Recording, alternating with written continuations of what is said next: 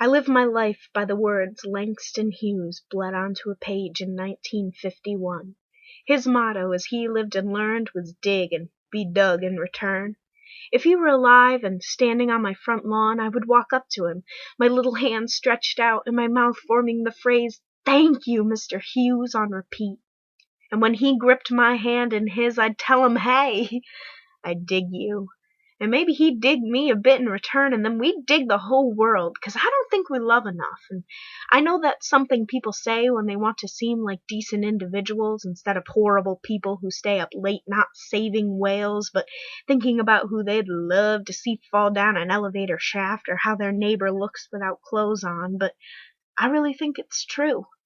We're constantly afraid to say "I love you" to the people we can't get enough of. Instead of getting caught up in each other, we find ways to avoid getting close. We drink and we smoke and we inject things to make us depend on something, anything other than each other. Well, me and Mr. Hughes ain't down with that.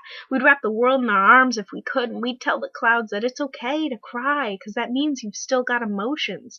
You're still alive. And I can't stop thinking about how when I was a child I had a stuffed horse that played that song, "What the world needs now is love, sweet love.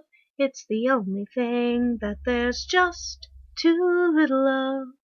I wish I could stand on top of the world with that horse and just lift it over my head and let it sing its message to everyone. I'm just one little girl, but I got a lot of fight in me, and I'd like to fight for something with meaning, 'cause I'm in love with a man whose heart gave out 22 years before I took my first wailing breath, and the only thing he wanted the world to know was it's okay to love.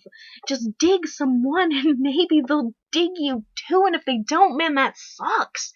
And me and Mr. Hughes feel you, but don't give up. We've all got a little fight in us, so fight for love. Fight for your neighbor you keep thinking about at 3 a.m. when you should be sleeping. Fight for that asshole in the cubicle next to yours, 'cause he's probably such a supreme douche because he just wants to be dug. We all just want to be dug, so let's write "I dig you" on our palms and let the ink soak in. And whenever we touch someone, that love will soak into them, and maybe, just maybe, they'll feel like the world isn't such a big ball of shit after all.